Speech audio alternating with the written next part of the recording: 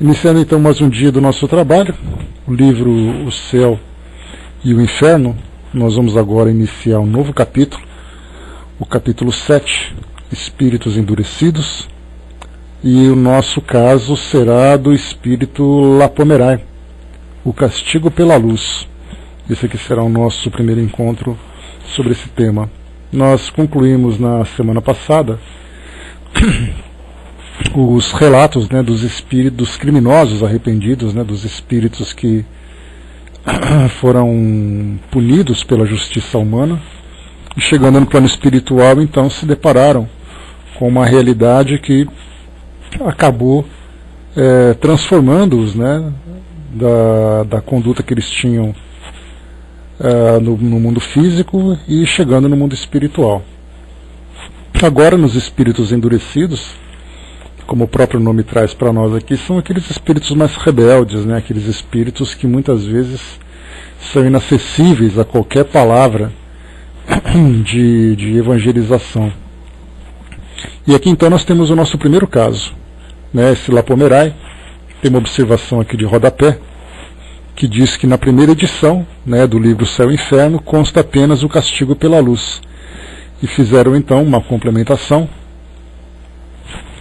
colocando então a identidade dele. Bom dia, André. Diz aqui para nós o texto então, vamos lá.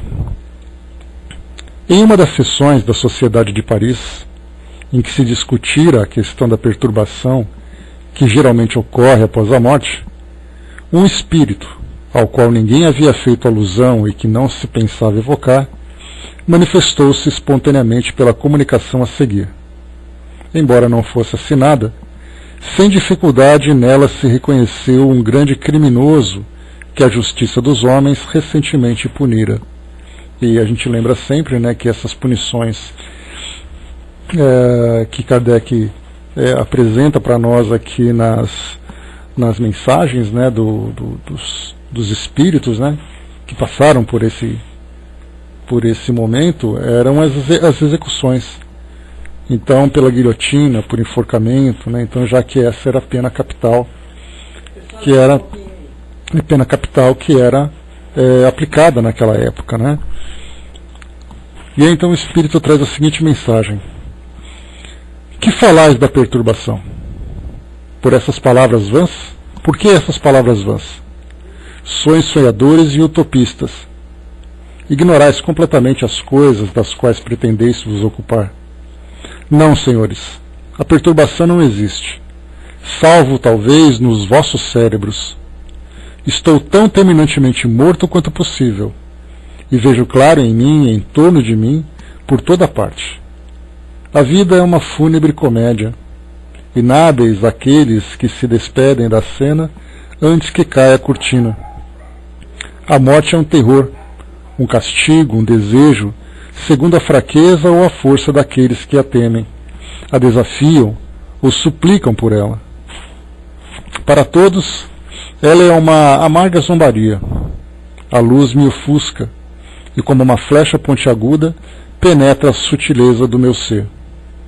Castigaram-me com as trevas da prisão e acreditaram-me castigar com as trevas do túmulo, ou aquelas sonhadas pelas superstições católicas. Pois bem, sois vós, senhores, que experimentais a obscuridade, e eu, o degradado social, estou no alto, acima de vós. Eu quero permanecer o que sou. Forte pelo pensamento, desdenho os avisos que ressoam à minha volta. Vejo claro. Um crime é uma palavra, o que me existe por toda parte. Quando é executado pela massa dos homens, é glorificado. Particularmente uma desonra, um absurdo. Não quero ser lamentado, não peço nada, não preciso do auxílio de ninguém e saberei lutar contra essa odiosa luz. Aquele que ontem era um homem. E aí termina então aqui a mensagem, a psicografia dele. Quando se fala sobre essa colocação dele, quando é executado por massas de homens, é glorificado, particularmente uma desonra. Ele pode citar, por exemplo, o caso das guerras, que existem ali muitas pessoas envolvidas, e isso é simplesmente uma defesa da honra, uma defesa do patrimônio, né? E já quando é um indivíduo só que pratica o crime, então ele julga, né, ser ali um absurdo, né, segundo a opinião dele. Muito bem. Kardec diz aqui para nós. Só um instantinho.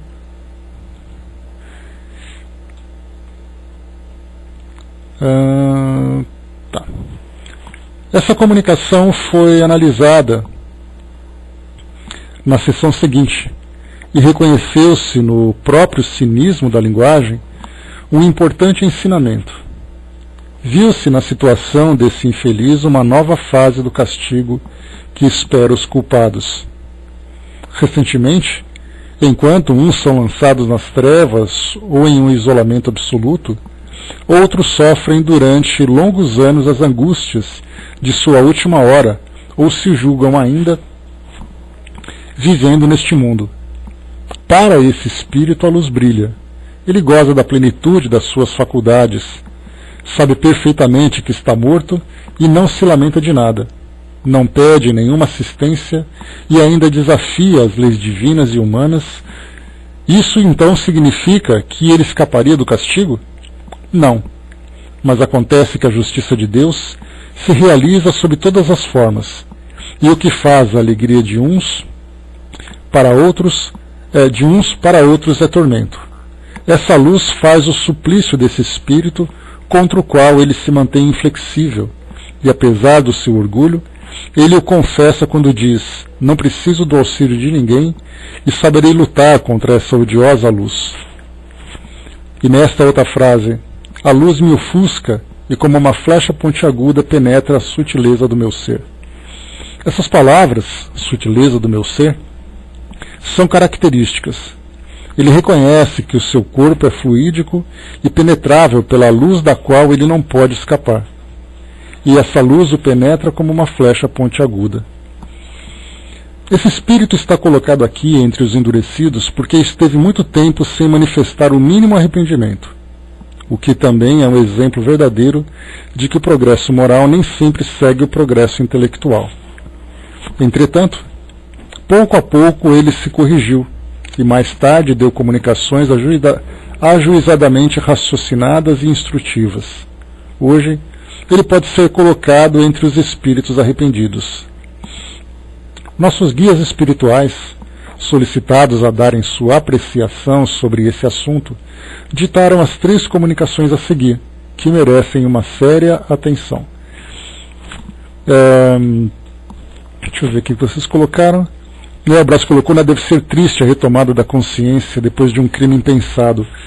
Aqui nesse caso ele se justifica, né, Brás, como ele colocou naquela passagem, que o crime individual ele é condenado, o crime coletivo, segundo a visão dele, ele é uma questão de defesa da honra, né? Então, na verdade, o endurecimento dele é exatamente no ponto de vista que ele tem sobre a situação. Então ele acha que está certo, tem ali as suas justificativas, né? E a gente já viu vários casos aqui mesmo,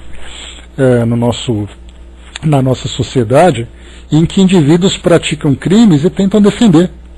Fizeram isso por aquele motivo, fizeram isso porque a sociedade é culpada, porque alguém provocou, então ele procura arrumar desculpas para se isentar da responsabilidade daquilo que ele mesmo praticou. Ligeirinho, bom dia. Vamos lá aqui então. Foi colocado aqui então por Kardec, né, que o espírito ele foi se transformando com o passar do tempo. E embora se mostre, ou tenha se mostrado nessa época, um espírito com bastante inteligência pela forma como ele se expressa, pela sua linha de raciocínio, ele não tem ali a mesma elevação moral, né, ou a elevação moral que alcança a mesma altura. Vamos aqui então para as psicografias dos espíritos. Essa primeira aqui então ela é assinada por Lamennais, né? Nós temos aqui mensagens dele no Evangelho segundo o Espiritismo, trazendo ali alguns esclarecimentos importantes, né, sobre temas evangélicos. Ele diz assim para nós: os espíritos na erraticidade, evidentemente, sob o ponto de vista das existências, estão inativos e aguardando.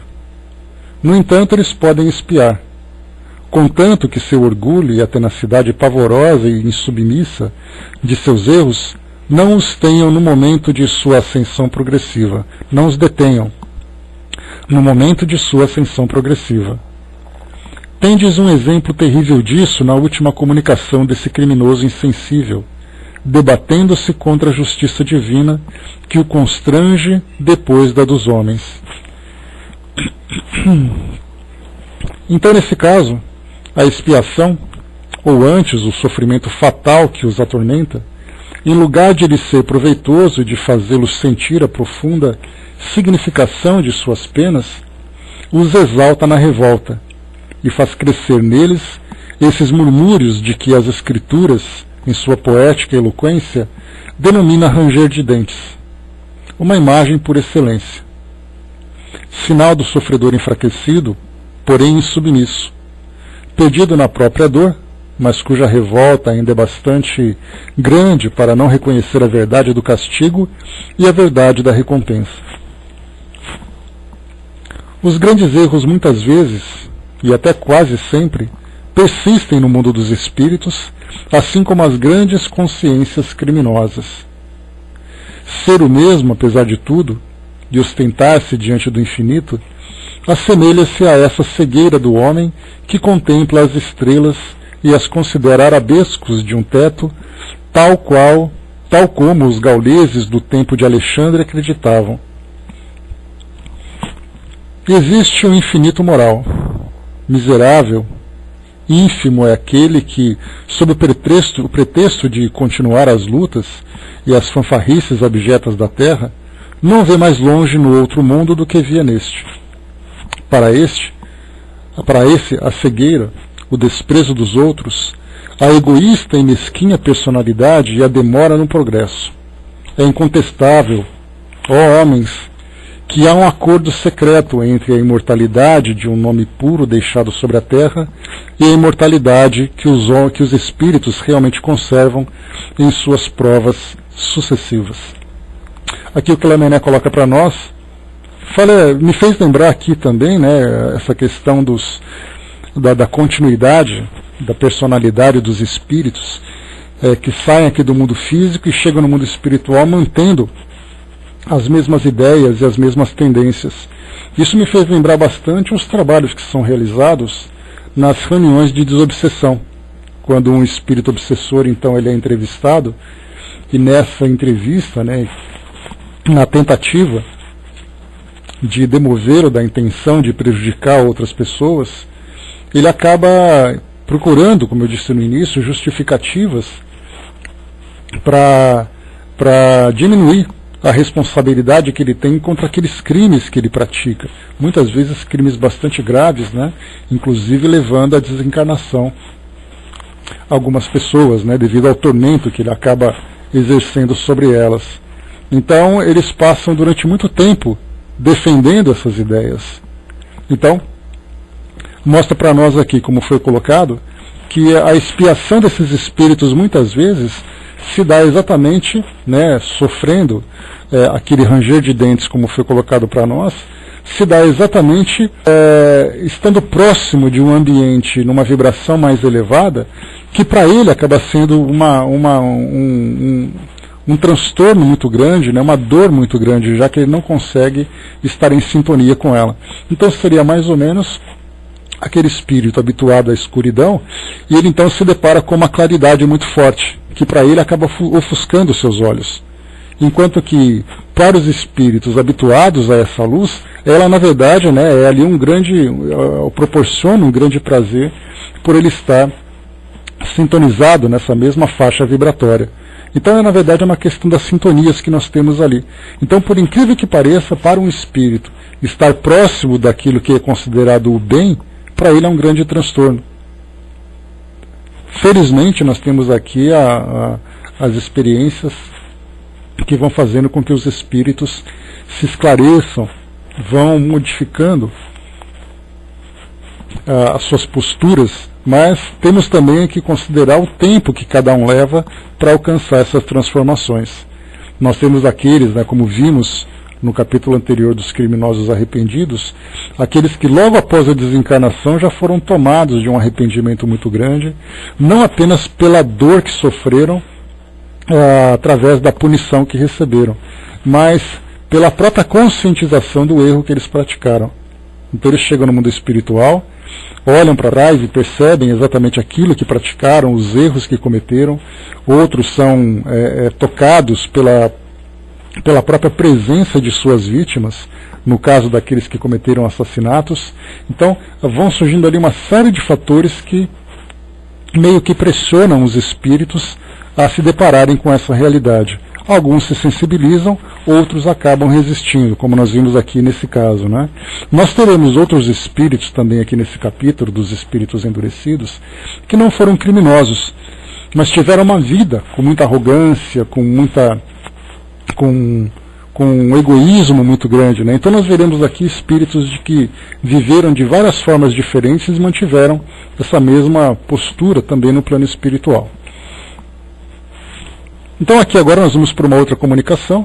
Essa agora é assinada, deixa eu ver aqui, assinada por Erasto, discípulo, né, de Paulo de Tarso. Nós temos aqui então: lançar um homem nas trevas ou em ondas de luz. O resultado não é o mesmo? Tanto em um como em outro caso, ele não vê nada do que o cerca, e se habituará ainda mais rapidamente à sombra que à triste claridade elétrica na qual ele poderá estar imerso. Portanto, o espírito que se comunicou na última sessão exprime bem a verdade de sua situação quando exclama: ó, eu me livrarei dessa odiosa luz.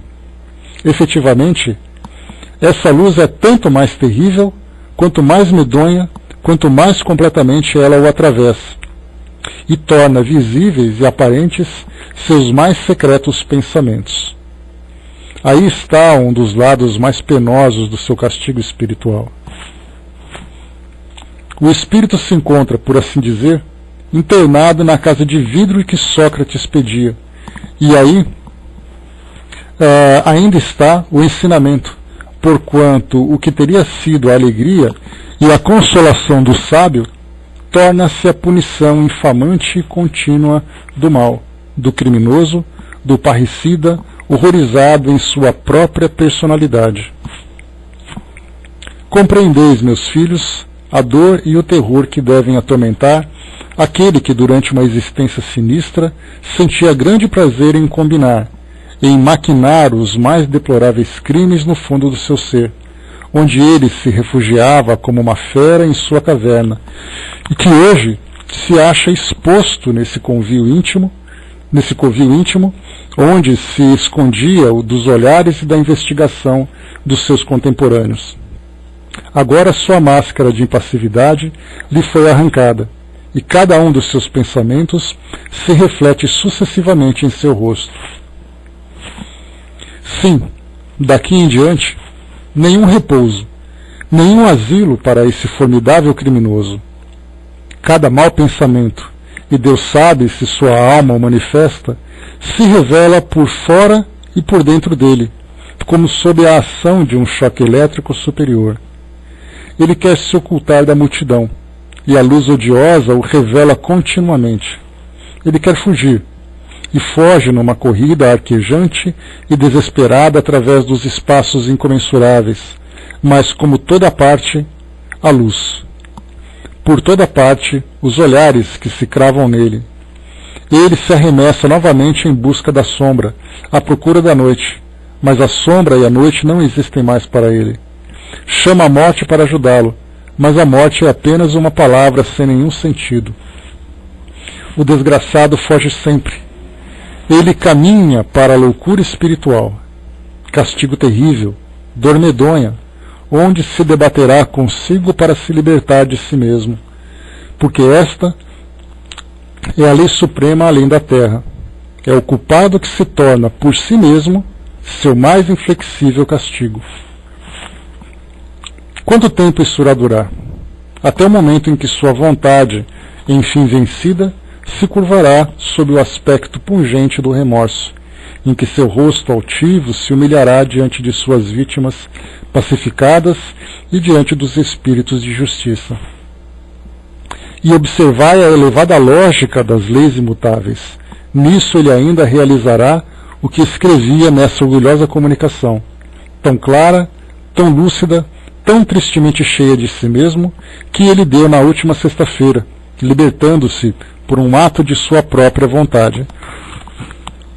Então nós tivemos aqui, nessa comunicação, quando se fala sobre essa questão dessa luz no plano espiritual, na verdade essa odiosa luz, ela acaba exatamente, né, bom dia Dudu, acaba exatamente fazendo com que o espírito manifeste os seus mais profundos segredos.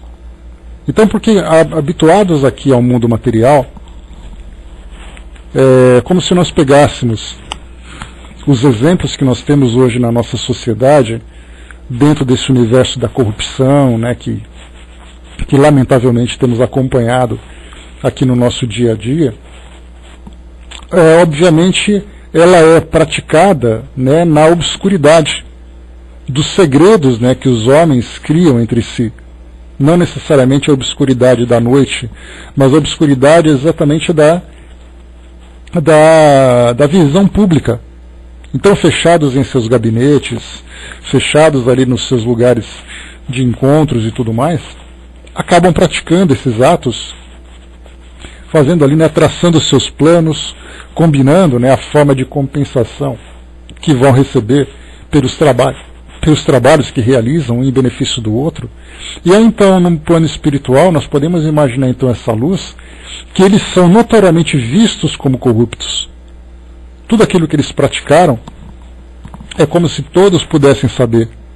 Se hoje nós temos papéis, fotografias, gravações que vão revelando isso, né, para a nossa sociedade, acabando se tornando também instrumento da própria justiça, para poder julgá-los e condená-los, né, investigá-los, julgá-los e condená-los, né, dentro desse processo, nós vemos então que no plano espiritual, um espírito que se apresenta com essa transparência, tudo é visto por todos. Então isso para ele se torna exatamente esse grande tormento, porque ele quer voltar àquela obscuridade, ele quer desaparecer da vista das pessoas, mas ele é exatamente exposto cada vez mais. Então esse é o seu grande constrangimento. Ser ali revelado, ser exposto, tornado público, né, tornados públicos os seus mais íntimos segredos dentro desse campo da corrupção. Né? Então temos ali várias outras situações em que para muitos o isolamento é uma punição. Para outros, a exposição se torna uma outra punição. Esse espírito então, como ele via, ele era então atravessado por essa luz. Que luz seria essa? Como foi colocado por Erasto, a luz da revelação. A luz de ser visto e reconhecido. Então acaba também se transformando para ele nesse inferno, mas é indiferente, já que o crime que ele praticou, pelo que ele demonstra, não traz para ele nenhum tipo de culpa, não pelo menos nesse momento. O Brás colocou, né, me lembro de uma mensagem de Humberto de Campos, né, por nome a ficha. Eu não me lembro dessa mensagem, Brás, depois você coloca um trechinho para a gente acompanhar seu raciocínio. Então aqui, né, conforme foi colocado para nós, ele fica então sem nenhum repouso, fica sem nenhum tipo de tranquilidade, né, de paz que ele poderia encontrar. Nós vimos, por exemplo, ao estudarmos o livro Memórias de um Suicida, aquela colocação inicial de Camilo, quando se encontrava naquele chamado Vale dos Suicidas, espíritos que se arrastavam então para cavernas, lugares escuros, lugares fechados, né, porque surgia exatamente esse grande constrangimento e os espíritos então se escondiam pelas sombras. Aqui nesse caso, esse espírito então ele não tinha sombras para se esconder. A sua maior punição seria exatamente essa exposição. E essa exposição fazia também com que ele ficasse com as imagens do seu crime vivas em sua mente. Então ele via, revia continuamente aquele mesmo ato que ele praticou. E por isso Erasto chama atenção. O desgraçado foge sempre. Ele caminha para a loucura espiritual. castigo terrível, dor medonha, onde se debaterá consigo para se libertar de si mesmo, porque essa é a lei suprema além da terra. É o culpado que se torna por si mesmo seu mais inflexível castigo. E há aquela expressão dizendo que para o culpado basta o pecado, quer dizer, não precisa de punição. Essa expressão ela é utilizada em algumas linhas filosóficas e a gente vê que tem bastante sentido, principalmente quando a gente aplica a lei de causa e efeito, porque mostra que a maior punição que o indivíduo acaba sofrendo é exatamente ele rever o erro. Quando ele começa então a reconhecer o erro e ele é tomado pelo arrependimento, essa dor se torna cada vez mais intensa. Até que ele começa então aquele processo do arrependimento, que segue o arrependimento, né, passar pela expiação e depois chegar na reparação. Então ele se ver culpado é exatamente aquilo que vai corroê-lo por dentro. Porque muitas vezes aquela punição que ele sofre de ficar recluso, de ficar preso, de ser castigado de alguma forma, é algo que muitas vezes não toca a sua sensibilidade. Vai trazer o seu medo, vai trazer também, junto com esse medo, revolta, mas quando ele começa a ser tocado pela culpa, esse é um tormento, é aquele fogo que queima dentro dele, que não tem nada que possa apagar. E aí então ele vai sofrer arduamente por aquilo que ele vivenciou. O Brás colocou, né, por nome a ficha, né, estava nela todos os atos do cotidiano de um indivíduo durante a passagem para a Terra, né, correto, o Brás? Né, então ali aquela ficha corrida do espírito, e publicamente, né, ele mesmo vê tudo aquilo que ele vivenciou, se torna pública também, se tornam públicos, né, os seus atos, todo mundo vendo aquilo que ele fez, as imagens que são projetadas da sua mente são percebidas, assimiladas por outros que estão próximos, então ele não pode se esconder de nada. E isso certamente leva alguém ao estado de loucura, não tenhamos dúvida disso. A Cindyzinha colocou, né, é triste, né, Brian estuda para concurso em livros de autores que são consagrados no direito, né, escreveram sobre a aplicação das leis, da Constituição, etc. E hoje, quando na esfera política esses nomes estão envolvidos em escândalos de corrupção. Isso é triste, né, porque nada como o tempo para trazer essas revelações.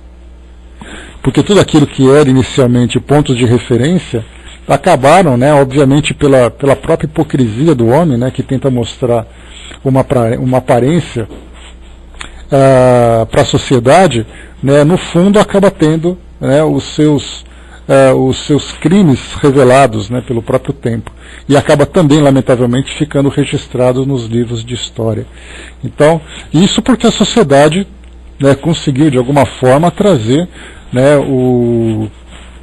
trazer à tona essas revelações. Mas quantos daqueles casos de espíritos que passaram, né, incólumes, pelo menos na visão da sociedade, sem nada de culpa, sem nada de crimes e tudo mais, e chegam no plano espiritual, então a sua intimidade acaba sendo revelada. Quantos e quantos, né? E é por isso que muitas vezes, né, exatamente, né, até o Erasto também fala sobre isso, né, quando cai aquela máscara, ele então começa a se ver revelado. Então, quantas vezes nós temos ali psicografias de espíritos que sofrem situações bastante dolorosas aqui durante a sua última encarnação, e aí então eles falam, né, que sofreram, que foram presos injustamente, que foram abandonados, que muitas vezes crianças que ficaram órfãs, ou pessoas que tiveram doenças e tudo mais, e quando chegam no plano espiritual eles vão se deparar com uma realidade anterior, numa encarnação mais antiga que essa última, e lá então ele começa a ver tudo aquilo que ele vivenciou. Então o indivíduo que passou durante um tempo preso, sendo punido, e ele era visto como inocente. Ele foi preso injustamente, ele sofreu injustamente. Como eu falei para vocês, muitas vezes uma criança foi abandonada injustamente, e aí olha no passado e começa a perceber que na verdade ele mesmo causou tudo isso anteriormente. Nós temos, né, isso é uma situação até um pouco difícil para a nossa compreensão, né, até mesmo para nós que estudamos a doutrina espírita, porque nós vemos isso na teoria, mas ainda surgem para nós algumas dúvidas com relação à aplicação dessa lei. E nós vemos, né, que o nível moral da nossa sociedade ainda faz com que nós sejamos expostos a situações que são problemáticas Então, muitas vezes, uma sociedade que é criminosa, né, que tem ali tem os seus crimes, uma sociedade que traz ali violência, e nós inocentemente vivemos no meio dela, sofrendo as suas consequências. E a gente pensa assim, né, poxa vida, mas o que eu posso ter feito para poder viver tudo isso? Quando a gente vê, por exemplo, o caso de vítimas de crimes que são cometidos, e ainda a gente tenta encontrar justificativa, né, para poder explicar por que aquilo foi acontecer. E aí então a gente volta para o passado e a gente fica então especulando, já que a gente não conhece exatamente o caso, a gente fica especulando, né, deve ter acontecido isso, mas será que aconteceu isso mesmo? E aí nós temos então a lei de causa e efeito, que é uma lei perfeita, que faz parte do conjunto das leis divinas. E aí então a gente pensa, Deus é justo, Ele não permitiria que ninguém sofresse sem que houvesse uma causa, ou houvesse um motivo de aprendizagem para esse indivíduo. E é o caso que a gente vê, por exemplo, crianças sendo abandonadas durante o parto, crianças sofrendo violências, pessoas na rua passando por situações variadas. A gente tenta encontrar justificativa para isso. Para uns, a justificativa é apenas que o mundo é realmente cruel.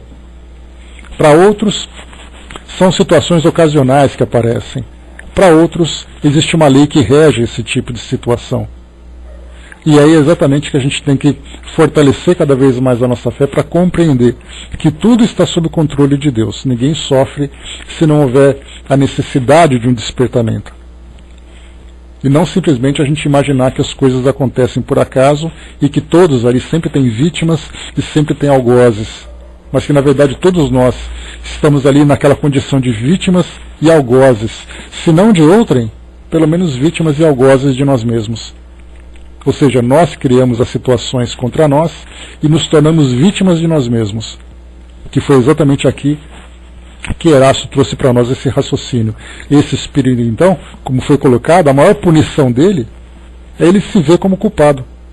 Então, inicialmente ele foi o algoz, porque ele criou a situação. Depois ele mesmo se tornou vítima, porque sofreu as consequências dos seus próprios atos. Então a gente vê a lei de causa e efeito se aplicando das formas mais variadas. Não precisamos de terceiros para fazer com que essa lei seja aplicada, como se houvesse ali um juiz e um carrasco aplicando a lei sobre aquele que é o criminoso. A própria consciência, né, aquele que é o seu principal tribunal, é o que vai submetê-lo, subjugá-lo com os seus próprios crimes, utilizando os próprios crimes contra ele. Depois daqui nós temos então uma terceira mensagem. Vamos lá. E lembrando, né, Cedezinha, que você colocou, é aquela história, né, o tempo, ele sempre vai fazer com que tudo volte ao seu equilíbrio natural.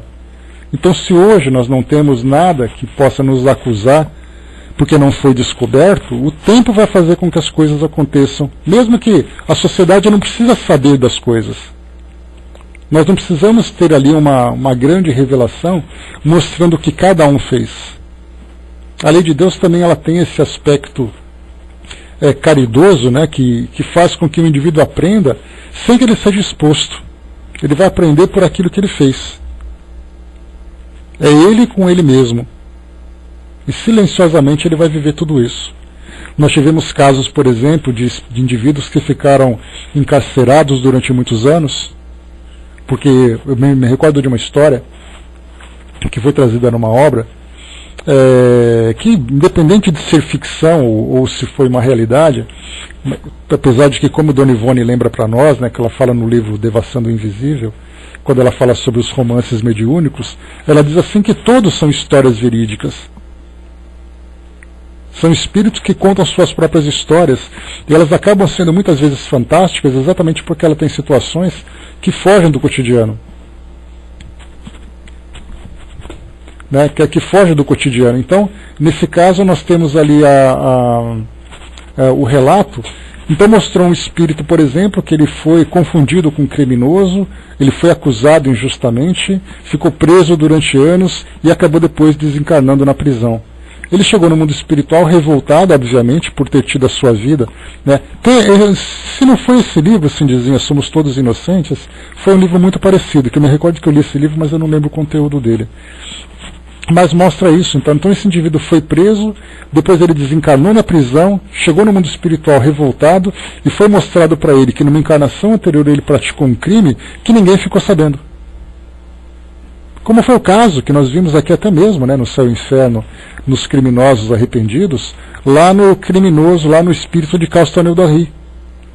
Ele matou o irmão, matou a própria esposa, acreditando naquele caso que havia entre eles, né, foi um crime passional. Naquela sociedade do século XVII, 1600 e alguma coisa, em que ninguém tinha condições de fazer uma apuração mais detalhada, né, das investigações dos crimes que eram praticados, e ele ficou 200 anos preso naquele ambiente de escuridão. Ou escuridão eram as alternativas que ele tinha, ou ele ficava na escuridão, ou ele ficava revendo o próprio crime. Ficou 200 anos. E que é a maior punição? Porque o crime dele não foi descoberto. Ninguém soube quem foi que cometeu o crime, tudo foi muito bem escondido, tudo foi muito bem tramado. E de repente ele fica 200 anos preso nessa condição. Então a gente pensa assim, qual crime é maior? Qual punição? Exatamente, ele chegou até os 80 anos como se talvez uma pessoa antipática, uma pessoa que não era tão querida, mas ninguém podia apontar absolutamente nada contra ele. E aí, chegando no plano espiritual, então foi imposto para ele esse tipo de cárcere. O cárcere da consciência, o cárcere do pensamento. E aí depois, ainda tem mais, porque depois na sua próxima encarnação, ele vai ter ainda, né, a necessidade de fazer as reparações. Então, enquanto que na sociedade ninguém fica sabendo de nada, ninguém vê nada,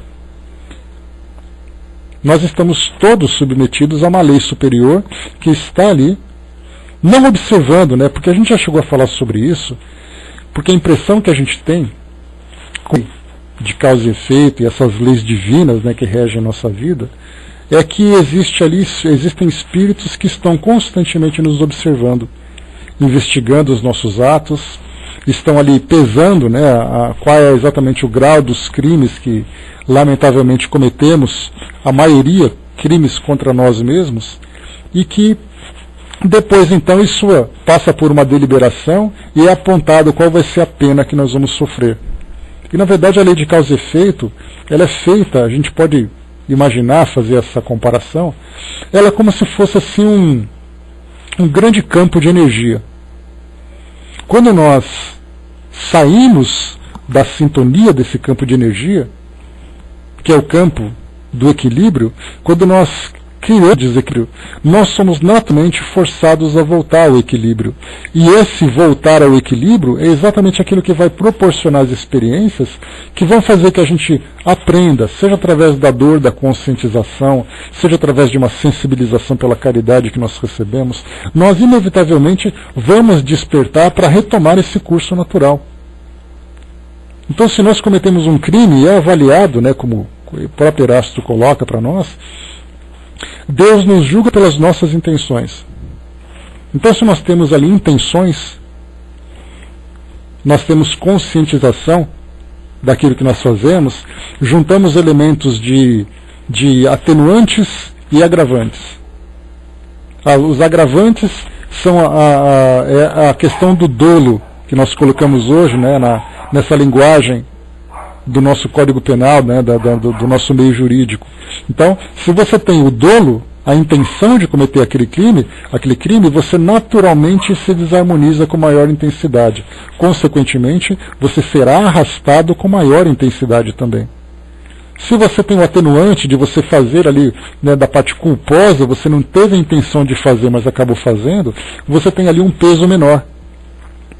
E naturalmente as experiências vão surgindo. Nós criamos em torno de nós, podemos dizer assim, aquela psicosfera, como André Luiz coloca, marcada onde tem ali os registros daquilo que nós vivemos. E naturalmente nós vamos atrair para nós situações e experiências que vão então despertar em nós a consciência, fazendo com que nós retomemos esse caminho normal. Então não temos aquelas pessoas que ficam nos observando. Nós temos, na verdade, um campo de energia que naturalmente nos coloca, nos expõe a todas essas situações. Então, por isso que o espírito, quando ele se depara com a própria consciência, na verdade, é esse campo de energia que está ali abrindo seus pensamentos para que ele possa ver aquilo que ele fez. Tudo isso, então, faz parte desse processo da lei de causa e efeito. Porque nós imaginamos assim, né? Você vai num plano espiritual e aí, então, é determinado por um grande juiz que ele vai dizer, você vai ficar durante tanto tempo passando por essa situação. Você vai ter que encontrar com aquela pessoa. Na verdade, a própria pessoa vem ao seu encontro. Os próprios sentimentos brotam daquele relacionamento. Situações que vão proporcionar um campo, com uma energia com uma polaridade diferente de acordo com aquilo que nós mesmos criamos. Se nós temos que viver na neutralidade dentro desse campo de energias, se nós criamos um campo negativo, naturalmente seremos arrastados para com uma energia oposta. E não que negativo ou positivo fale do bem ou fale do mal. Porque o bem ele não tem uma contrapartida negativa. O bem é sempre o bem. Mas o mal a gente sempre acaba sendo forçado a retomar esse curso original. Então aí nós temos uma série de situações que vão se apresentando para nós conforme os espíritos vão nos instruindo. E na terceira comunicação, nós temos aqui a mensagem do espírito Jean Renaud. Já estudamos sobre ele, né, lá no livro, aqui mesmo, né, nos Espíritos Felizes. Jean Renaud, ele foi, se eu não me engano, aquele espírito que acabou tendo uma desencarnação precoce. Ele era um bom homem, ele era um homem de bem, mas ele era muito precipitado nos seus estudos, né? Ele acabaria então prejudicando o desenvolvimento da doutrina espírita. E a sua desencarnação ela foi provocada, antecipando o seu retorno ao plano espiritual, para que ele não interferisse no desenvolvimento natural de tudo aquilo que o plano espiritual estaria nos oferecendo. Então nós vimos, inclusive, né, não apenas aqui no Céu e Inferno, mas vimos também lá na Revista Espírita. Então aqui item número 3, o texto de Jean Renaud. A justiça humana não faz distinção da individualidade dos seres que castiga. Avaliando o crime pelo próprio crime, ela atinge indistintamente aqueles que o cometeram. A mesma pena recai sobre o culpado, sem distinção de sexo, e qualquer que seja a sua educação. Então aqui está dizendo para nós a justiça divina. Ela não avalia o criminoso, ela avalia o crime. Porque muitas vezes nós vemos, né, o pessoal que trabalha, por exemplo, né, na parte de acusação, de promotoria e tudo mais, muitas vezes acusando o indivíduo, e a sociedade, de modo geral, pensa que é alguma coisa pessoal.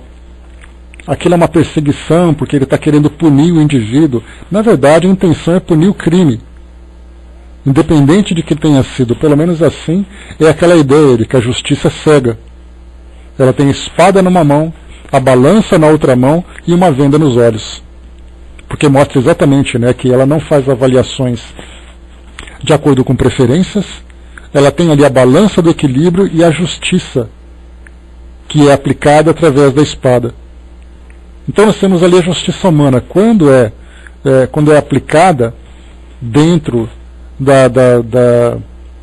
da sua pureza, vamos dizer assim, ela faz esse trabalho. Quando a justiça humana é contaminada pelas intenções e pretensões dos homens, obviamente ela acaba criando muito mais injustiça do que justiça. Mas então a justiça humana faz isso.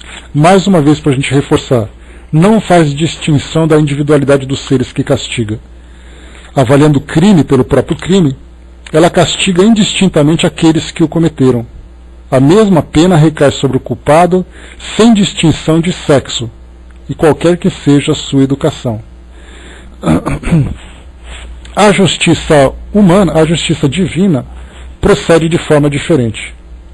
As punições correspondem ao grau de adiantamento dos seres aos quais elas são aplicadas.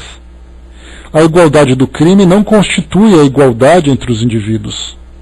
Dois homens culpados, sob o mesmo ponto essencial, podem ser separados pela distância das provas, que lançam um na opacidade intelectual dos primeiros círculos iniciadores, enquanto que o outro, tendo-os ultrapassado, possui a lucidez que liberta o espírito da perturbação. Então não são mais as trevas que castigam, mas a acuidade da luz espiritual. Ela traspassa a inteligência terrestre e a faz sentir a dor de uma chaga em carne viva. Aqui é interessante essa colocação, né? Uma comparação muito bacana. Colocação não, uma explicação muito interessante a respeito dessa justiça divina, porque leva em consideração, mais uma vez, aquilo que eu tinha comentado, sobre os atenuantes e os agravantes.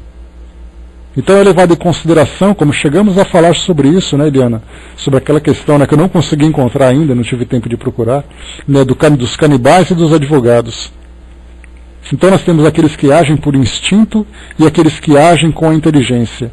Aqueles que agem com a inteligência cometendo um crime são muito mais culpados do que aqueles que agem movidos pelo instinto, movidos pela sua inferioridade. Então por isso coloca para nós que é levado em consideração o grau de adiantamento que o indivíduo tem, a sua capacidade de compreensão do crime, do erro que praticou. E não simplesmente cometer o crime pelo crime sem levar em consideração o grau de evolução que o indivíduo tem. E isso hoje para a nossa sociedade terrena acaba sendo quase que uma coisa inviável. Embora nós tenhamos ali juízes que pesem essa diferença. Pega dois indivíduos que praticam crime, por exemplo, pessoas que acabam se envolvendo num homicídio.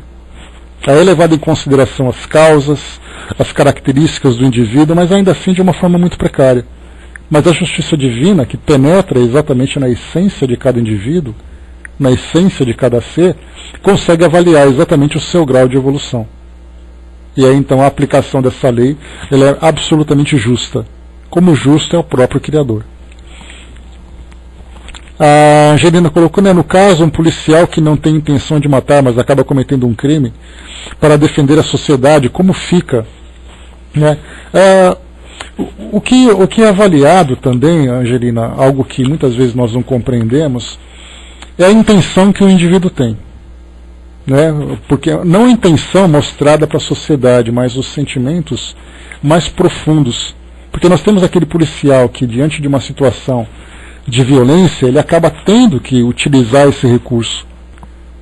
Já outros, eles fazem e gostam de fazer isso. É esse gostar que muitas vezes que é algo muito, muito sensível, muito imperceptível, que nós não levamos em consideração. Certamente ele não sai com a intenção de matar, mas se tiver que matar, ele vai fazer. Eu cheguei até a comentar com vocês sobre isso num documentário chamado Sentapua, né, um documentário que conta a história da Força Aérea Brasileira durante a Segunda Guerra Mundial. E aí então eu comentei com vocês, né, que os primeiros pilotos brasileiros que saíam para fazer ali as suas missões, quando voltavam, né, obviamente eles faziam, né, aquela reunião para saber se estava todo mundo ali. Vários saíram, quais foram os que voltaram. E de repente acontecia de um colega não voltar. E aí então eles eram tomados de uma dor profunda, né, choravam, lamentavam e tudo mais, isso nos primeiros dias da guerra. Depois, conforme foi evoluindo os conflitos e eles continuavam lá ganhando mais experiências, eles saíam já com a vontade de encontrar alguém para matar. Então a gente percebe que o ambiente foi transformando o indivíduo. No início ele se sensibilizava, era uma coisa que ele não estava acostumado. Depois, no final, no primeiro ele dizia também ali, um dos pilotos, ele falava assim que ele matava uma pessoa, ele chegava lá depois no alojamento, e ele ficava chorando, ele falava assim, meu Deus, eu matei uma pessoa. O que é a guerra, o que a guerra fez comigo e tudo mais. No final da guerra eles estavam marcando no avião quantos eles abateram, fazendo o desenho ali na carenagem da aeronave, marcando aqueles risquinhos, como a gente vê nos filmes, né? Aqueles desenhos assim, ó, matei um, matei dois, matei três, você é um as, você ganhou medalhas.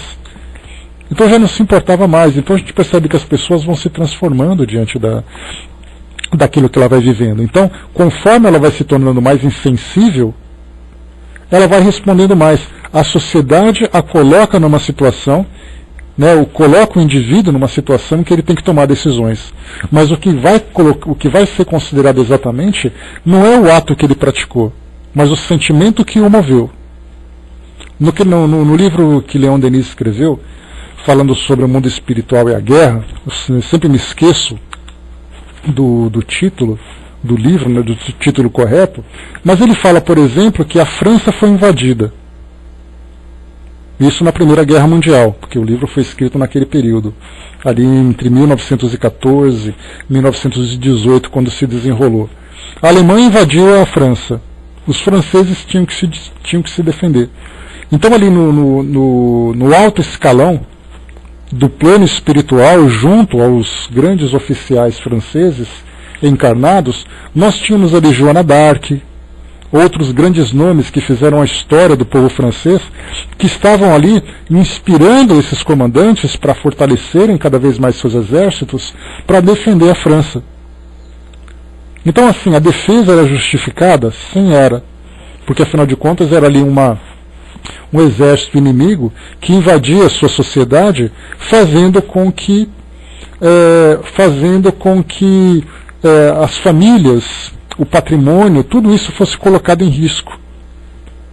Pessoas eram vítimas de violência, então alguém tinha que fazer alguma coisa.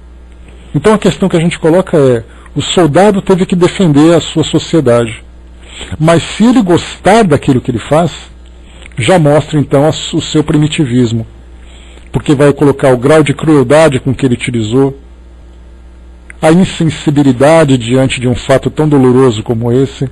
Então é isso que é avaliado. Na nossa posição ainda é muito difícil pensar dessa forma, mas no plano espiritual é o indivíduo que vai atrair para ele as situações que vão colocá-lo de volta naquela trajetória do equilíbrio que eu comentei anteriormente. Então, se ele vai com aquele prazer de ter matado, ele vai atrair para ele mesmo situações parecidas, né? Abraço, Elcio. Isso, então, de cada etapa que ele vai vivendo, ele vai então evoluindo, né? Ele vai modificando o seu pensamento. A mesma coisa acontece, tirando essa questão da guerra, quando a gente coloca assim um indivíduo numa comunidade, numa grande cidade. No início ele era aquela criança que estava no meio de todo mundo. Aí depois passa um tempo, ele se torna um dos indivíduos que estão ali intensificando cada vez mais a violência naquele ambiente. Então é muito difícil, sem dúvida nenhuma. Como é que um indivíduo vai para a guerra e não passa por isso? Nós tivemos um filme recentemente chamado Até o Último Homem. Um filme bastante interessante. Se vocês tiverem oportunidade, assistam. Então, nesse filme mostra um indivíduo que ele era religioso, né, ele era ali evangélico e tudo mais, e ele então via as pessoas indo para a guerra, se não me engano os irmãos dele foram para a guerra, e ele também queria ir. Mas ele estava assim: eu quero ir, mas eu não quero matar ninguém por isso, porque isso vai contra as escrituras sagradas, dizendo que errar é um pecado. Mas aí ficou aquela incoerência: mas como é que você quer ir para a guerra sem matar ninguém? E aí depois então no quartel, quando ele começava a passar por aquele processo de recrutamento, de treinamentos e tudo mais, disseram para ele: agora você vai pegar essa arma para atirar. Aí ele falou assim: eu não pego em armas. E ele acabou sendo criticado, sendo pressionado para poder sair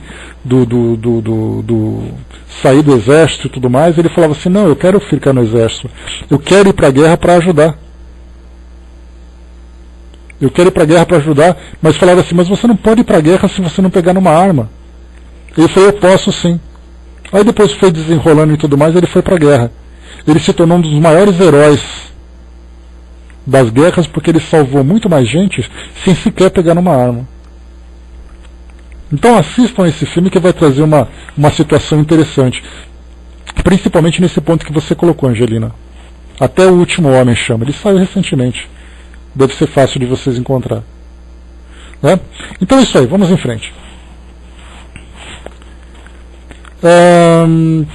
Foi colocado então aqui por Jean Renaud, e aqui agora Kardec traz para nós as suas considerações. Ele diz assim: essas três comunicações, obtidas simultaneamente, completam-se uma pela outra e apresentam o castigo sob um novo aspecto eminentemente filosófico e racional. É provável que os espíritos, querendo tratar essa questão segundo um exemplo, tenham provocado com esse propósito a comunicação espontânea do espírito culpado. Ao lado dessa descrição baseada sobre um fato, eis aqui, para estabelecer um paralelo, a que foi feita por um pregador durante a Quaresma, em Montreuil, em 1864, sobre o inferno. E é então essa mensagem que ela foi, inclusive, publicada aqui na Revista Espírita, julho de 1864. Diz assim: o fogo do inferno é milhões de vezes mais intenso que o da terra. E se um dos corpos que nele queimam, sem se consumirem, viesse a ser lançado sobre o nosso planeta, ele o empestaria de uma a outra extremidade. O inferno é uma vasta e sombria caverna, crivada de pregos pontiagudos, de lâminas de espadas muito aguçadas, de lâminas de navalhas afiadíssimas, nas quais são precipitadas as almas dos condenados. Então, nessa descrição, fala para nós, né, desse inferno, que não é um inferno físico, um inferno material. Como é colocado para nós, né, o fogo do inferno é milhões de vezes mais intenso que o da terra. E a gente se pergunta, mas como assim? Que fogo é esse que ele fala? Aquele fogo que queima? Aquele fogo que arde?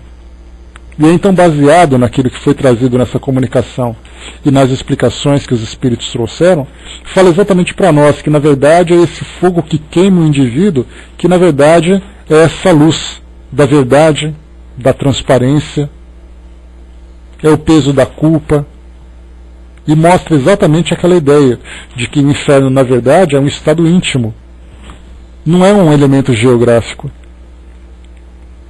E isso muda completamente, porque mostra que nós não precisamos ter alegorias e ambientes, cenários que são projetados, né, na nossa imaginação, da nossa imaginação e na nossa imaginação, né, projetados sobre a nossa imaginação, mostrando então aquela ideia de fogo, enxofre, demônios, almas sendo queimadas e tudo mais. Pode mostrar um indivíduo sozinho se contorcendo de peso da própria culpa. Eis aí então o grande drama que se vive no plano espiritual. Exato, né? A Cindizinha colocou: Amor Além da Vida mostra bem isso sobre o inferno, né, ser um estado mental, cada indivíduo se colocando numa própria condição. Então somos nós que criamos. É o tribunal da nossa consciência que vai determinar exatamente a intensidade do nosso sofrimento. E aquele espírito, detalhe importante que a gente tem que acrescentar também, nós vimos aqui em várias passagens que Kardec apresentou, mostrando para nós que, como se não bastassem as próprias culpas que atormentam, né, os culpados, nós temos também aqueles elementos que são impostos por essas forças exteriores que nós ainda não conseguimos compreender. Nós vimos ali no Espírito Clare, nós vimos nesse último Espírito que nós estudamos, deixa eu pegar o nome dele aqui certinho, deixa eu pegar aqui rapidamente, para lá, que eu já falo para vocês já qual é o nome dele. O Espírito Jacques Latour, nós vimos aqui, né, que falava exatamente sobre isso também, que ele acabava então, né, sofrendo essa punição por uma imposição. Então, ou o espírito fica na escuridão, como foi o caso do espírito de Castanho da Rie, ou é o caso de um espírito que fica exposto diante da luz, que é esse que nós vimos agora, né, que é o Lapomerai. Temos aqueles que ficam no isolamento, temos aqueles que ficam com a consciência avivada por essas forças exteriores que fazem propositadamente com que ele veja e reveja tudo aquilo que ele fez. Temos aquele caso das vítimas que também são expostas diante do criminoso, que nem sempre ele quer ver aquilo, mas é colocado diante entre aspas, diante dos seus olhos, para que ele veja constantemente aquilo que ele praticou.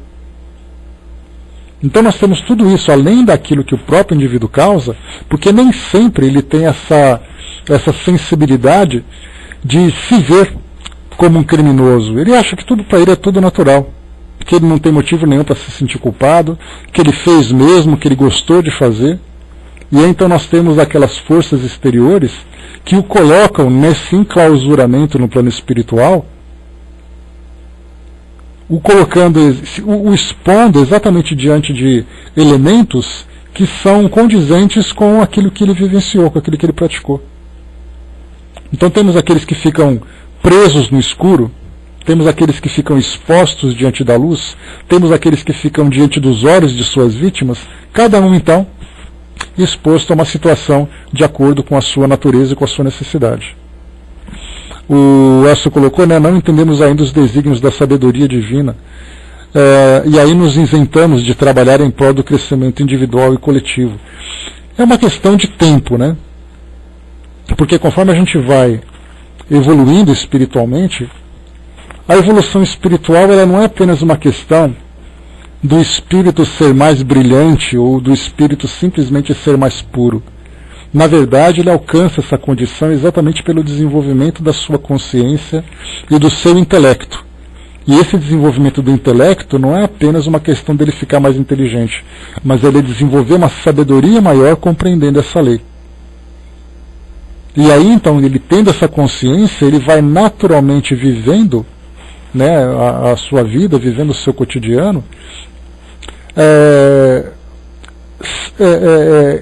tendo ali o controle sobre as próprias tendências, controlando os próprios passos, sabendo quais são as decisões corretas a serem tomadas.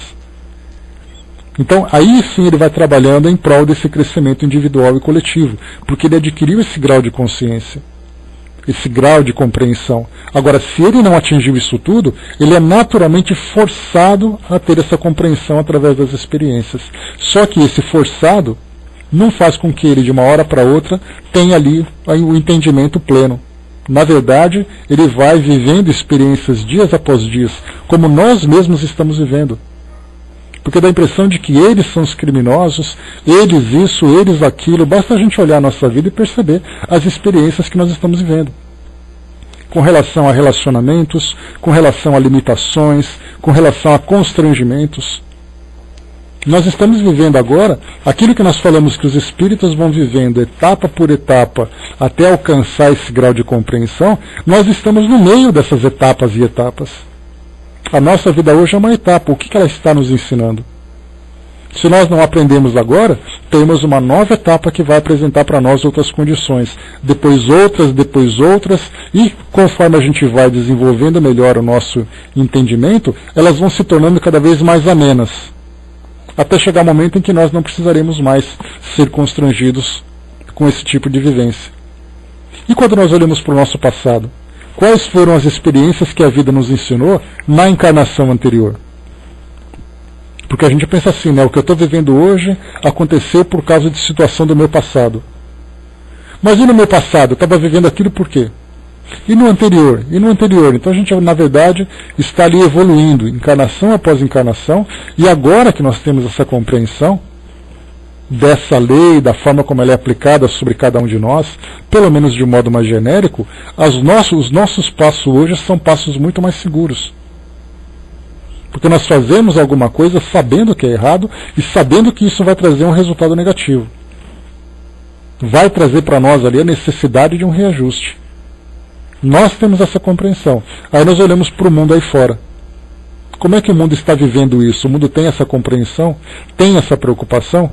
Pelo contrário, a gente vê que as pessoas vivem como se não tivessem absolutamente nada que viesse depois cobrar as ações que estão praticadas hoje. Suicidas conscientes, exatamente. A Cedezinha colocou no livro psicografado pelo Cazuza, ele conta que o inferno dele foi se encontrar completamente sozinho. E segundo ele, porque esse era o maior medo dele, a solidão. Até porque também, né, a gente lembra que, por ser um artista, uma pessoa adorada, uma pessoa sempre presente na mídia e tudo mais, né, então, para ele, sem dúvida nenhuma, foi algo muito doloroso. Então, cada um vive o seu próprio inferno íntimo, a sua própria necessidade. Mas somos nós que chamamos de inferno, né? Chamamos de inferno porque a ideia de que aquele sofrimento eterno, aquele sofrimento indescritível, mas na verdade são simplesmente respostas. Tirar essa ideia do inferno da ideia de condenação. Se nós pensarmos simplesmente nas respostas que essa lei de causa e efeito nos oferece, vem exatamente com esse objetivo do nosso próprio aprendizado. O Elcio colocou na Inferno de Dante, me veio essa lembrança. Né? Eu falei sobre isso ontem, né? Eu estava falando estava dando uma aula sobre classicismo, e a gente falava, né, sobre Camões, sobre Dante Alighieri e tudo mais. Eu acabei fazendo um resuminho, né, da vivência de Dante com Virgílio. Né? Pois é, foi ontem. Não, eu dei ontem aula, né, para um aluno meu que estava tendo prova de literatura. Então a gente está falando sobre humanismo, classicismo, Idade Média, essas coisas todas, e acabei abordando exatamente a ideia do Dante. E mostrava ali que, conforme ele ia descendo nos círculos, até chegar no inferno, né, onde até mesmo no inferno tem ali aqueles círculos todos, e ali então cada indivíduo vivendo as suas próprias culpas.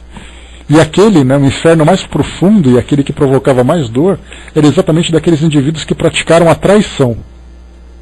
Então os traidores eram aqueles que mais sofriam. E depois até mesmo, como assim dizia, lembrou um pouco mais acima, no filme Amor Além da Vida, tem essa analogia, essa comparação também do inferno, que Dante descreveu na sua Divina Comédia. Então a gente vai aprendendo, né, saindo um pouco dessa ideia de condenação eterna, de uma punição com todos esses ambientes, e a gente vai percebendo que a consciência é o tribunal mais cruel que tem. Por que a consciência? Porque o indivíduo culpado, ele se pune de tal forma, tanto é assim que isso muitas vezes repercute durante várias encarnações. Ele nasce com aquela culpa, ele nasce com aquela angústia, aquela falta de vontade de viver, porque ele se culpa por aquilo que ele fez. Então ele tem que passar por um processo de auto-perdão, que é uma terapia que muitas vezes também dura várias encarnações. E aí quantos são os indivíduos que acabam desistindo da vida, ou até mesmo se autodestruindo, porque desistir da vida significa ele deixar a vida levar. E muitas vezes ele se destrói pela intensidade da culpa. E chega no plano espiritual, nós temos descrições que nós veremos nos livros de André Luiz e também de Manuel Filomeno de Miranda. Nós temos aí aqueles espíritos que ficam com tamanha culpa que eles vão se fechando dentro deles, de tal forma, entrando naquele estado de auto-obsessão, que demora muito tempo, mas muito tempo, para que eles consigam voltar a essa abertura. Chegam a virar ovoides, segundo essa descrição. Então me recordo de uma passagem do livro, Nos Bastidores da Loucura, se não me engano, de Manuel Filomeno de Miranda, que são vários livros que eu li dele, eu sempre confundo os títulos, mas ele fala que muitas vezes o indivíduo se via naqueles nosocômios, como ele chama, estavam ali internados completamente, como se fosse assim, uma pessoa num estado de coma. Só que naquele estado de coma, sofrendo ali pequenas convulsões. E aí foi perguntado por Manuel Filomeno de Miranda o que acontece com esses espíritos. Eles estão dizendo, estão sendo consumidos pela própria culpa. Então, tamanha intensidade, esses indivíduos terão que viver várias e várias encarnações, sendo expostos, inclusive, a essas tendências ao suicídio. Porque ele não suporta viver tamanha culpa que ele tem. E isso foi imposto por ele mesmo, por incrível que pareça. Essa é a grande culpa que ele acaba carregando. Né? Então é isso, pessoal. Fechando por aqui o nosso estudo. Enquanto isso, o Elcio colocou, né, fica cravado, por assim dizer, no perispírito, né, até haver um entendimento e a evolução desejada. Então, é essa terapia do auto-perdão. Dele entender que ele cometeu erro, as circunstâncias, o que ele pode fazer para reparar tudo isso que ele vivenciou, e é algo muito difícil. Né? E também a passagem, né, do nenhuma ovelha se perderá, é a ideia do dogma, né, da condenação eterna. E quando a gente conta essa passagem de Jesus falando exatamente que todos nós temos a possibilidade da remissão, entre aspas, dentro do jargão católico, a remissão dos pecados, que vem exatamente através da reparação, que vem através do arrependimento inicialmente, depois vem a expiação, depois a reparação. A Andréa colocou também, né? Sim, é esse mesmo, né? Muito forte, estou lendo. Então, estou com a memória. Eu estou com a memória boa, André, eu estou com o chute muito bom, porque foi esse título que me veio à mente. Né? Aliás, os livros de Manuel Filomeno de Miranda são ótimos, desde que você tenha também um dicionário do lado, né? Porque ele tem uma linguagem extremamente complicada. Né? O Elcio colocou, nascem às vezes com hidrocefalia. Basta a gente lembrar, por exemplo, Elcio, o livro Deficiente Mental Porque Fui Um, nós temos ali alguns casos de autismo, né? E nesse caso de autismo, falava de uma criança de um espírito que viveu como autista. E aí depois que ele desencarnou, ele veio contar a sua história. Ele disse que a culpa que ele sentia era tão grande pelas intrigas que ele causou, que ele veio fechado dentro dele mesmo. Então ele tinha ali o universo todo dele para viver dentro de sua mente, mas ele não conseguia se expressar, porque ele não se permitia isso, né? Então tá todo mundo ali, né, criando, né, os seus próprios dramas. Mas muito bem, vamos lá, pessoal, fechando por aqui então nosso estudo. Nós terminamos aqui então o caso do Lepomerai. Deixa eu pegar aqui rapidamente. Lapomerai, desculpem. E aqui o próximo espírito que nós vamos estudar será o espírito Angélio.